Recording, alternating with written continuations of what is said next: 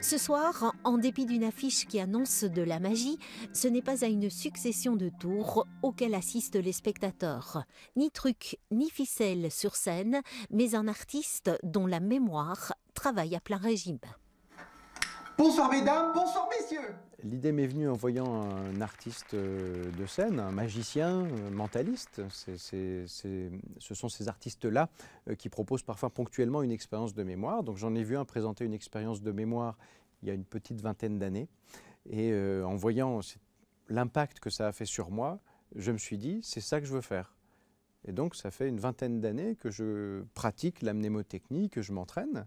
Et en 2011, j'ai voulu en faire un spectacle complet. Et j'ai été voir un ami metteur en scène, Daniel Krellenstein, et je lui ai dit, voilà, dans 3 mois, je joue dans un théâtre à Paris, il faut qu'on trouve un personnage, une situation. Vous allez m'annoncer le résultat de votre calcul. Je vais faire une extraction de racine carrée pour retrouver votre nombre de départ. Je l'annonce, si c'est bien lui, vous dites oui bien fort pour que tout le monde entende. Quel est le résultat de votre calcul? 9604. 9604. La racine carrée est 98, c'est exact? Oui! Je suis un athlète de la mémoire et ce que je fais, tout le monde peut le faire, assure Benoît Rosemont.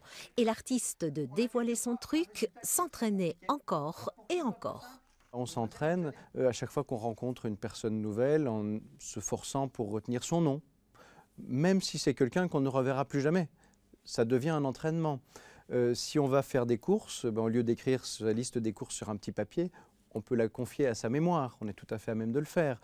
Si on doit retenir le digicode pour rentrer chez un ami le soir, ou si on doit se souvenir de quelque chose qu'on doit faire en rentrant à la maison alors qu'on est au volant, au lieu d'essayer de le noter dans son téléphone, on peut s'efforcer de le retenir. Si l'artiste n'a pas de baguette magique, les organisateurs de la soirée, eux, en ont une.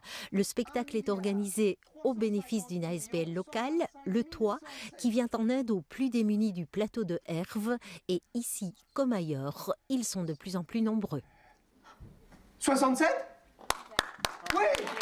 Le Toit, d'abord, essaye de trouver un logement pour ces personnes. Le Toit a à sa disposition toute une série de maisons ou d'appartements qui ont été donnés ou prêtés au Toit justement pour accueillir ces personnes. Et puis le Toit distribue aussi des tas de colis alimentaires chaque semaine et aide aussi pour les démarches administratives et autres.